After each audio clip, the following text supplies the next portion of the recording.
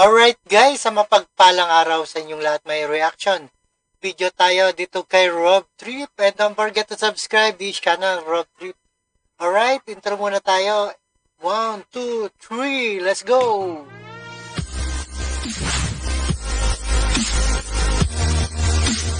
Alright guys, sa mapagpalang araw sa inyong lahat. Nagtatanong, why did DPWH get higher budget in 2025 national budget? Ito ang sagot ni Marcos. Alright, panoorin po natin, and not for the do, let's do watch dito sa ating reaction video ni Road Trip. And don't forget to subscribe this channel. Alright, thank you so much. More than 1 trillion. Yeah. What are your thoughts? Well, some of we'll have to look into the details of that, because there are there. Well, here's the other thing, because some of the big ticket projects in public works that used to be put in the into.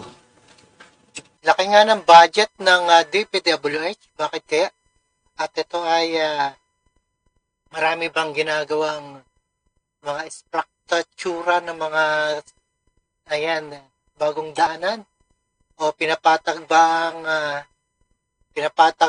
dagat natin ngayon? Gagawing karsada rin?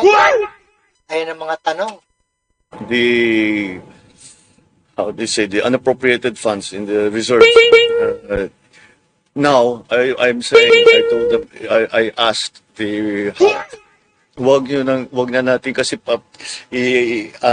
babalik-balikan pa natin yan para mailagay doon sa project, which is a delay. So, because sana we normalize what we are doing so that it's already in the GAA.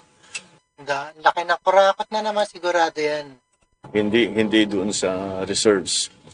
So that's what pinapalitan talaga natin the way we do things, para maging mas mabilis ang takbo. You know, we're as of the end of the year, we're 2.5 years already. We have 3.5 years left. We have to get these things done.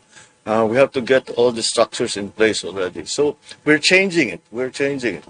But ganyan talagang budget process is a to and fro. So we look into the the insertions in the public works and see which ones are absolutely necessary.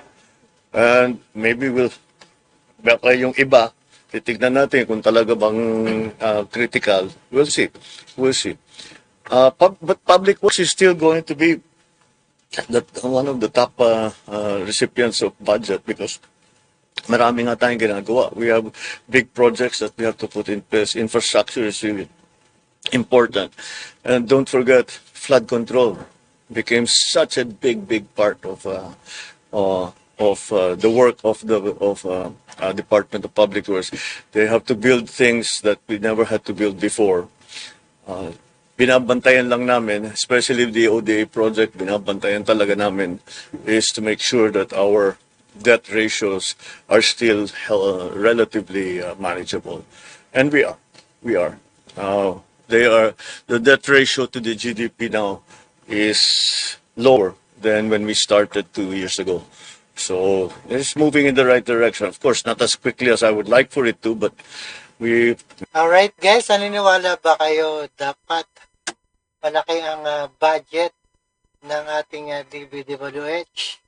May bagyo tayo, may mga ganito, wala tayong choice. We have to spend for people's support, to support people pagka nalagay sila sa alanganin. But So, sir, yes. can we still expect the signing of the budget before Christmas? Yes. Pipilitin ko talaga that we will finish it by then. So you mentioned you're not timeline dito. What's the vision budget? No, let's leave it to them. I don't want to have that discussion here. We'll have that discussion with the BICAM essentially, and the leaders of both houses. Okay, thank you everybody. Alright guys, napakinggan nyo. Why did the DPWH get higher budget in 2025? At ang kay OBP Kinat. Ayan. Maraming salamat sa panonood at pagkinig dito kay Rob 3. And see us again sa ating the next one, sa ating reaction video. And peace out.